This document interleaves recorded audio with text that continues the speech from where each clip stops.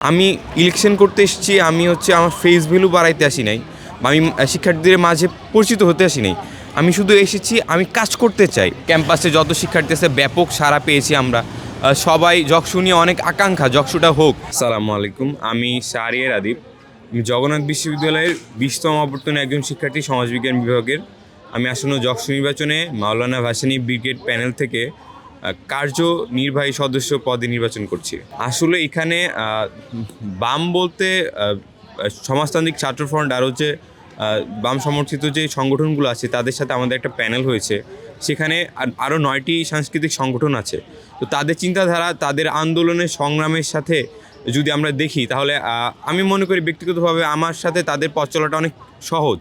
তাদের যে প্রত্যেকটি অন্যায়, ক্যাম্পাসে যে অন্যায় অপরাধ, এগুলোর বিরুদ্ধে যে তাদের সোচ্চার হওয়া, তাদের যে ভয়েস, সেই দিক থেকে আমি আমাদের সাংস্কৃতিক সংগঠন জগন্নাথ বিশ্ববিদ্যালয়ের শিক্ষার্থীদের কর্তৃক পরিচালিত চিন্তক এর একটা অনলাইন ম্যাগাজিন পত্রিকা জগন্নাথ বিশ্ববিদ্যালয়, সেখানে একজন প্রতিনিধি হিসেবে আপনাদের বাম সমর্থিত প্যানেলের মধ্যে আছি।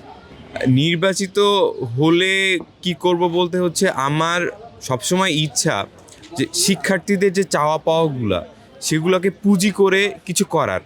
আমি ইলেকশন করতে এসেছি। আমি আমার ফেস ভ্যালু বাড়াইতে আসি নাই, বা আমি শিক্ষার্থীদের মাঝে পরিচিত হতে আসি নাই। আমি শুধু এসেছি, আমি কাজ করতে চাই। তো অবশ্যই আমাদের জগন্নাথ বিশ্ববিদ্যালয় সংকটপূর্ণ, এখানে কাজের শেষ নেই।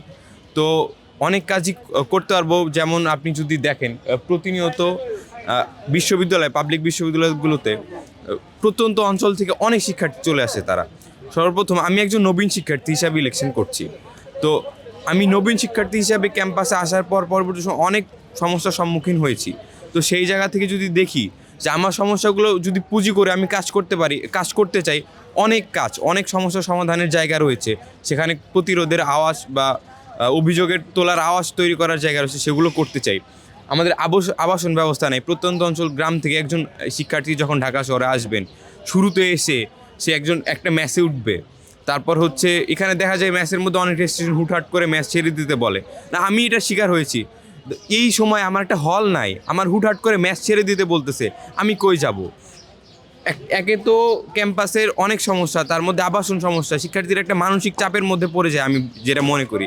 তো আমি চাই যত দ্রুত সম্ভব, আমাদের দ্বিতীয় ক্যাম্পাসের কাজ হচ্ছে, সেখানে অস্থায়ী হল নির্মাণ করা হোক যত দ্রুত সম্ভব। 6 মাস কি 1 বছরের মধ্যে যেখানে শিক্ষার্থীরা সেখানে যে প্রতিস্থাপন করতে পারে, এগুলো আমার কাজের মধ্যে সবার আগে এগিয়ে থাকবে। এগুলি কি আপনার ইশতেহার কিনা? জি, এগুলোই আমার ইশতেহার ইনক্লুড হবে। এখন সাজাইনি আসলে, সব মিলে এগুলো নিয়ে আমার একটা পূর্ণাঙ্গ ইশতেহার হবে। যকসুর নির্বাচনটা আমার মনে হয় চ্যালেঞ্জিং অবশ্যই। এখানে একটা উৎসবমুখর পরিস্থিতি তৈরি হবে বলে আমরা মনে করছি। ক্যাম্পাসে যত শিক্ষার্থী আছে ব্যাপক সাড়া পেয়েছি আমরা। সবাই যকসু নিয়ে অনেক আকাঙ্ক্ষা, যকসুটা হোক। কারণ যকসুটা হলে আমাদের একটা যে আওয়াজ, আমাদের শিক্ষার্থীদের, জগন্নাথ একটা বিশ্ববিদ্যালয়ে শুধু কিন্তু বিশ্ববিদ্যালয়ের অংশীদার শুধু শিক্ষক আর কর্মচারী না, এখানে ম্যাক্সিমাম অংশীদার, ম্যাক্সিমাম একটা অংশ এখানকার ছাত্রছাত্রীরা। তো ছাত্রছাত্রীদের ভয়েসটা, ছাত্রছাত্রীদের মতামতটা বিশ্ববিদ্যালয়ের প্রত্যেকটা সিদ্ধান্তে সেটা নিশ্চিত করবে যকসু। তো এখান থেকে মনে করি যে যকসু নিয়ে অবশ্যই প্রত্যেকটা শিক্ষার্থীর অনেক বেশি আকাঙ্ক্ষা। সেখান থেকে যকসু নির্বাচনে আমি অংশগ্রহণ করেছি। আমি কিভাবে শেষ করব সব মিলিয়ে মোটামুটি একটা এক্সাইটেড আমি অনেক। তো আমি কাজ করতে চাই, সকলের মধ্যে একটা মেসেজ নিয়ে যেতে চাই। বাকিটা তাদের কাছে, আসলে যারা ভোট দিবেন তারা যদি আমাকে যোগ্য মনে করেন, অবশ্যই নির্বাচিত করবেন।